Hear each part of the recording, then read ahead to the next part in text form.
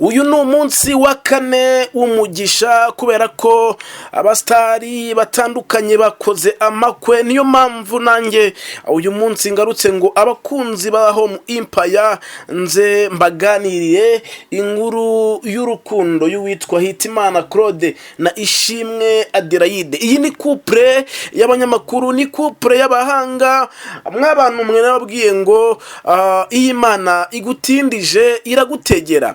Nahoze mbona umunyamakuru ukorera RBA Gitika Ishema avuga uburyo basengeye Hitimana Claude kugira ngo akore ubukwe, none akaba arongoye umukobwa w'ikizungerezi w'ikizubazuba kandi umukobwa w'umuhanga.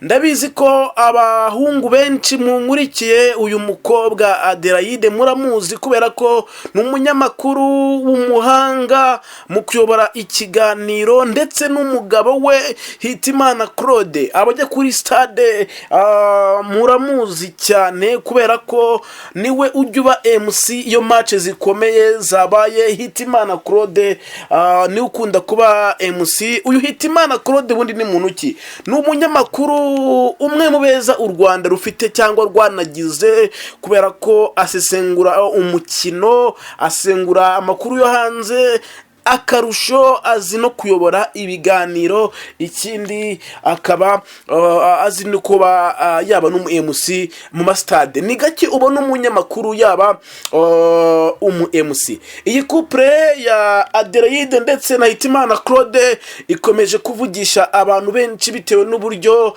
urukundo rwabo rwagizwe ibanga, ndetse abantu benshi ndetse n'abantu ba hafi yabo nagwe bazi ko Adelaide na Ishimwe Claude na Hitimana Jean Claude bakundana.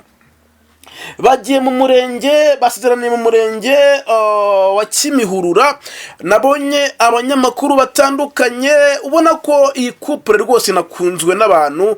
Nabonye umunsi w'ejo nibwo Scovia yabifurije kuzagira urugo ruhire. Umuntu ukunzwe na Scovia, nabonye abanyamakuru ba RBA benshi bagiye babaherekeje, nabonye abanyamakuru abanyarwanda babaherekeje. Ni couple yeretswe urukundo n'abanyarwanda, ndetse ni couple igiye kubana ariko inahuje n'umwuga. Biba gake cyane kubona abantu bahuje umwuga babana.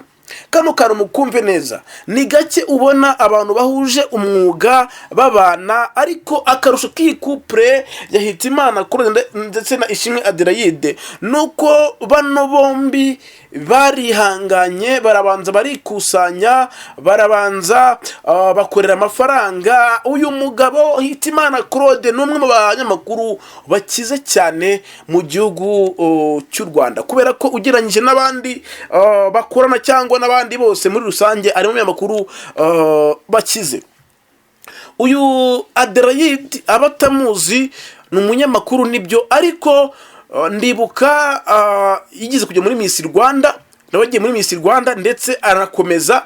Yewe ubona ko n'umwana siporo iri mu maraso, n'umukobwa siporo iri mu maraso. Ndibuka ajya muri Miss Rwanda yatanze idea ya siporo, ndetse ubona ko banayikunda cyane, biza kwanga ariko akomereza muri mu itangazamakuru rya siporo. Ndetse mvuze yuko uyu Ishimwe Adelaide uzi nka Ida ni umunyamakuru uzi kuyobora ikiganiro, ari mu bakobwa babiri ba mbere bazi kuyobora ikiganiro. Ijwi rye uryumva narihaga kubera ko n'umwana uvuga amagambo yitonze agenda ayatondeka kuko akurikirana. Kandi ikindi n'umwana utarya iminwa ngo arya indimi akubwirira aho ngaho. Abenshi murabizi mu minsi yashize twabonaga duo ye n'umunyamakuru Leonidas, mwarayibonye.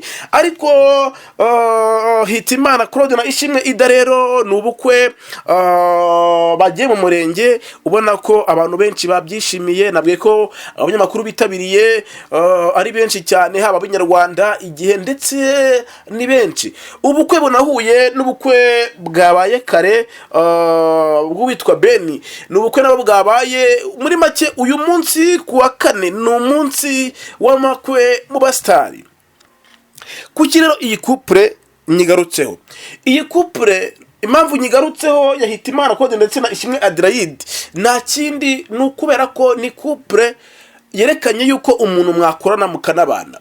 Uyu munsi tubona abantu benshi bajya gushaka bakajya kure yaho y'abandi. Iyi couple uyu mukire w'umugabo Hitimana Claude ajya gushaka ntiyagiye kure yaho akorera, ahubwo yarabanje arareba aravuga ati se uyu munsi uwo ngiye gushaka abona umwana mwiza, umwana w'indero, umwana warezwe, umwana w'ikinyabupfura, umwana wiyubaha ndetse akaniyubahisha. Ndibuka hari akantu uyu mwana uyu mukobwa Adelaide yaravuze ngo nta mpamvu yo gukunda abasaza kandi hari abasore tungana. Akantu kavugiye kuri radiyo ariko kuko arabishimangiye yuko gukunda abasaza ejo ukazisanga utangiye kuba wasabiriza abo wimye. Nkomeje iyi nkuru, uyu munsi tubona abantu benshi bakora amakwe, ugasanga umuntu avuye mu kazi yakoraga kandi hari abakobwa beza akajya kurambagiza ahandi ku gasozi k'ahandi. Hitimana Claude we siko yabigenje, yaravuze ati reka mbanze ndebe se maho dukorana nta muntu bora twahuza. Arangije areba uyu mwana w'umukobwa witwa Ishimwe Adelaide, ubu agiye kuba umubyeyi. Abantu bose, abanyamakuru bose, uyu mukobwa bamutangira ubuhamya bavuga ko ari umwana ukunda akazi, bavuga ko ari umwana wubaha ndetse ubona ko ku mastade agiye atandukanye uyu mwana ashatse ariko n'ubundi ari munyakazi, ari umwana ukunda akazi, arakora. Ni wa mwana muri make mvuze yuko aberewe kuba umubyeyi mwiza kandi rwose uzanubaka sinabambeshye. Ni ikihe kintu iyi couple y'abanyamakuru ba siporo ihuriyeho? Ikintu bahuriyeho nta kindi, bano bombi ni abahanga. Karako mvuge neza, ikintu iyi couple ya Hitimana Claude na Ishimwe Adelaide ihuriyeho nta kindi ni ubuhanga. Ikindi bahuriyeho ni ubwitonzi n'ubushishozi, kubera ko haba Hitimana Claude abamuzi ba hafi bavuga ko ari umusore witonda, uvuga amagambo make ndetse ukina diru, kubera ko niba ari mu banyamakuru binjira no muri aperi bakazana amakuru kandi agakora amakuru meza, na matiko akunda kujyamo cyane. Ndetse na n'uyu Ida Adelaide, uyu nawe n'umwana w'umukobwa ushaka amakuru yitonze, na matika ajyamo. Muri make iyi couple irashimwa n'abanyarwanda, ndetse ubona ko abafana ba APR ba Rayon Sport bose barashyigikiye. Ni couple mbonye igiye gukora ubukwe, ni couple ya mbere igiye gukora ubukwe ikunzwe n'abantu bose mu gihugu cy'u Rwanda. Ingeri zose, haba ari abanyamakuru batandukanye, haba ari aba MC, haba ari abahanzi, rwose iyi couple y'abanyamakuru ni imwe mu couple zigiye kubaho kandi nziza. Umugabo n'umugore bahuje character, bahuje ubwenge, bahuje no gukora cyane. Akantu Ida yavuze yakebuye abakobwa babwira yuko kujya gushaka umusaza Ida wataye umugabo nako wataye umugore ubu ugiye kujya mu miruho. Bakobwa mudukurikiye menya kano kantu, niba uri umukobwa ukafite umuhungu mukundana wishaka imitungo ngo ujye kure cyane, ngo ujye gushakira ahandi, ayo ni amakosa. Fata uwo mukunzi wawe uri hafi yawe, kubera ko uwo nguwo niwe uzakumenya, niwe uzakuba hafi mu gihe bizaba byanze. Uyu munsi tubona kesi y'umukobwa yanga abasore akajya gushaka umusaza, tukabona indi kesi ngo yabuze ngabo ngo barabuze. Idaravuze ngo ntago najya gukunda umusaza hari umusore tungana. Rero muri make uyu Hitimana Claude umwe mu banyamakuru nuko nahoze mbivuga kare babahanga, ndetse na Ishimwe Adelaide Ida, ubona ko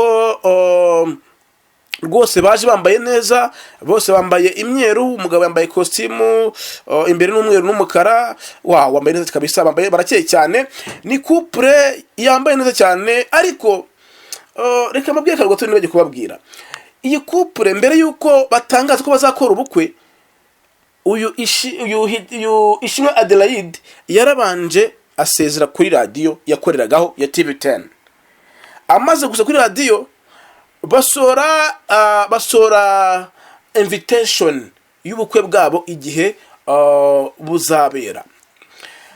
Urumva ko babanje kubyitegura, babigira ibanga, bakora ubukwe bwabo umunsi rwo bagiye mu murenge. Rero umurenge ugiye kuba bivuze ngo bagiye imbere amategeko. Ubu ngubu rwose Hitimana ndetse na Adelaide imbere amategeko ni umugore n'umugabo. Hasigaye kubona umuhango wa ceremony, gusaba no gukwa ndetse no mu rusengero. Ubu nibyo bisigaye. Tubifurize urugo rwiza, Imana izabubakire. Ndabizi ko mubakunda cyane, izabahe hungu na kobwa. Iyi ni couple nanjye bwanjye ngiye kuzamfana kubera ko rwose barakeye kabisa rwose. Ni amata yigendera amagani w'abanyamakuru bandi za terime zabo. Reka rero nge bashimire mwe twabanye rwose. Reka mbashimire babwira ko uyu munsi ni amakuru agiye gusa aza kwibana mu makwe cyane, kuko uyu munsi habaye amakwe menshi mu bastari ba hano iwacu mu gihugu cy'u Rwanda. Nitwa IT.